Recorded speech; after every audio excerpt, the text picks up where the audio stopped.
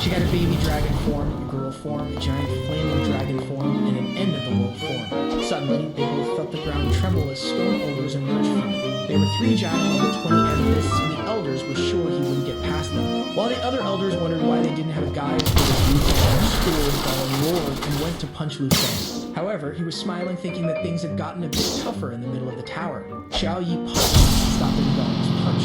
He immediately ordered her to change to the end of the world form. A red beam of light shot up, and the elders wondered what he was up to this time. Xiao Yi had risen towards the sky, and the transformation was happening. Her eyes started to resemble the ones from the Lord of the Rings. She advanced to the end of the world form, and her strength went from 400 to 1,900. The elders didn't even know that dragons could change combat forms. They were all scared of our boy's strength. Once again, the golem came to punch, but he easily dodged. He was activating the pet inspiration that increased all his points by 10%. But to be honest, it seemed more like 30% from the numbers. He then ordered her to bite the golem's head, and it was a perfect hit. The elders were incredulous that it had been damaged so easily. Professor Gandalf was sure to do something like that. It must have had more than 2,000 points of strength. Another golem tried to grab Lufan in midair, but our Matrix boy easily dodged. At the same moment, he pulled out a transformed dragon claw and threw an explosion at the golem's head. The old man started poking the fool, saying he was lucky not to have provoked Lufan, who was about to be hit for the third time. But this time, he didn't dodge. It was Xiao Yi who roared and weakened the golem. The rascal was confident, saying he would deliver the final blow. However, I think his was stolen because she smashed the ground and destroyed the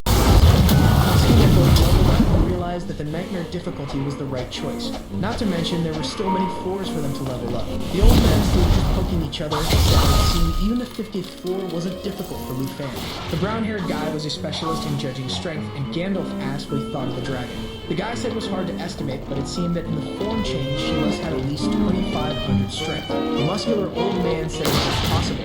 How could a kid that age be stronger than all of them? While Gandalf was thinking that he had already expected something like this, the elders warned that from the 50th floor on, the X plus 1 function activated. Gandalf said this was established as the first seat of the tower. Basically, after the 50th floor, you always encounter a bonus.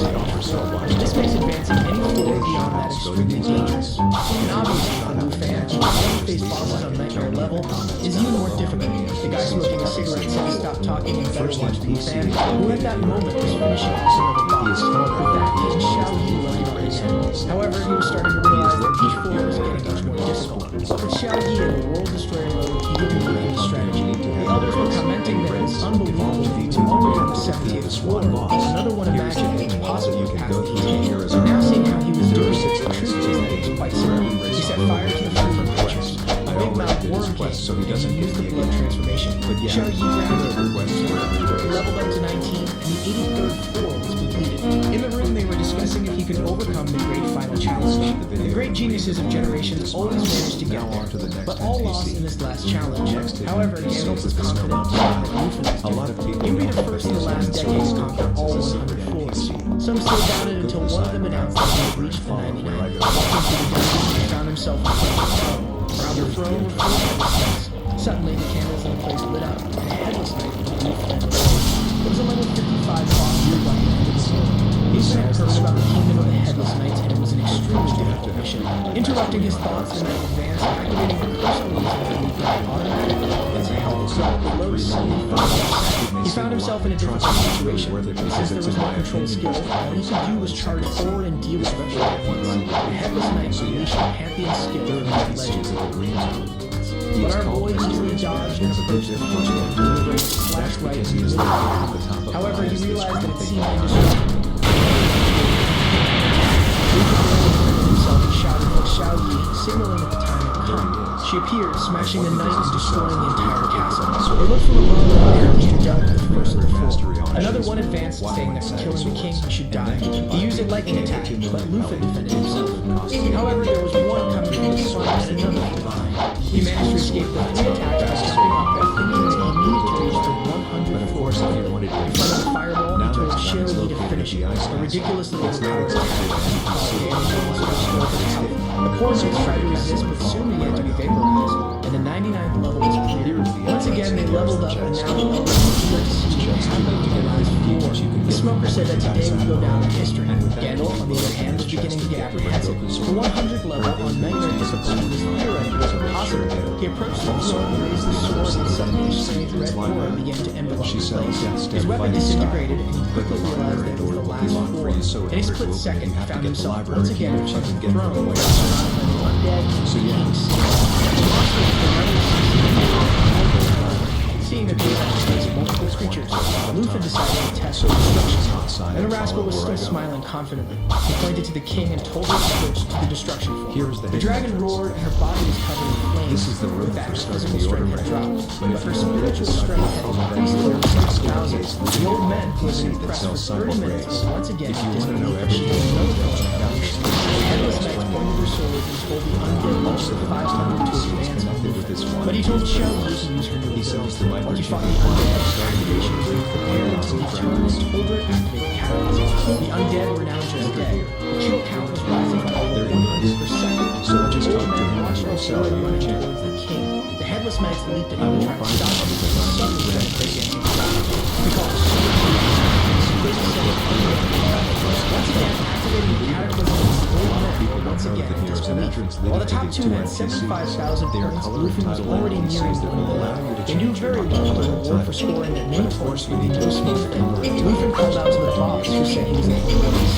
Now they wanted to see the boss alive. Luthen told Shell to be prepared. The monster swung a sword, and Luthen used his dragon claws to defend, activating an ability that made her flap her wings and create two fire cycles. The boss retreated, realizing she was something strange about his strength. This was because Luthen was using his ninja, and now the bold boss got hit, and his ranger statuses were applied.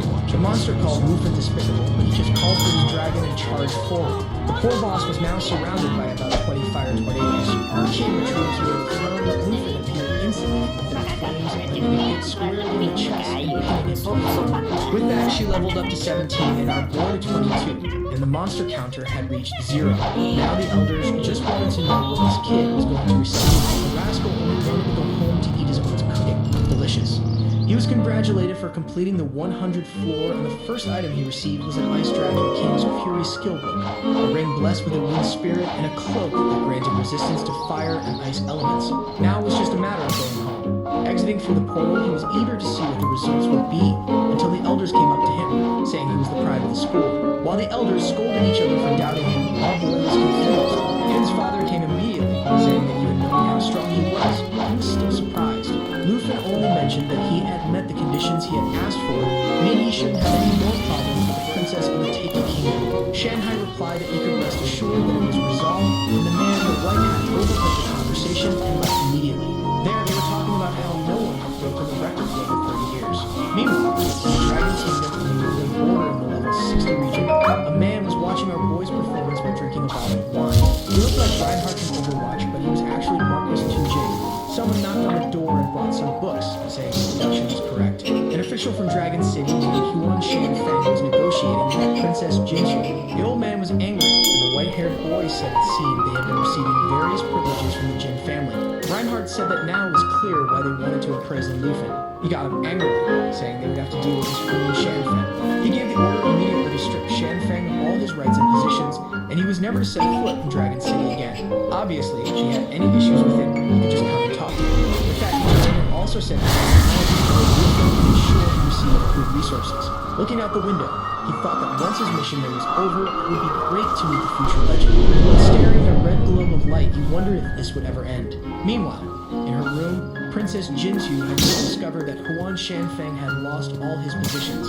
However, the person on the phone informed her that they had found another dragon tamer in the city of Qingchao. She got excited, saying she hoped it was someone who understood the situation she was in. Hong Wu, the muscular guy, was now finishing his task with 89,000 points. The poor guy was exhausted, thinking he barely made it out alive. However, he was confident, having passed 72 levels, so he was sure he was top one. He saw the elders with their backs turned and wondered what was going on there, already imagining that as soon as they saw him, they would all be praising him emotionally. Full of confidence, he called for the director, who asked if he had finished. He said yes, scored 89,000, and was sure he was top one. The director just put his hand on his shoulder and said it was okay. He would still get into one of the top 10. Hong Wu was confused about why the director was speaking with such a pitying tone. At that moment, he concluded that this was a lesson to stay humble and not let being top one get to his head. 7 days later, it was the date for the announcement of Lu Fan himself.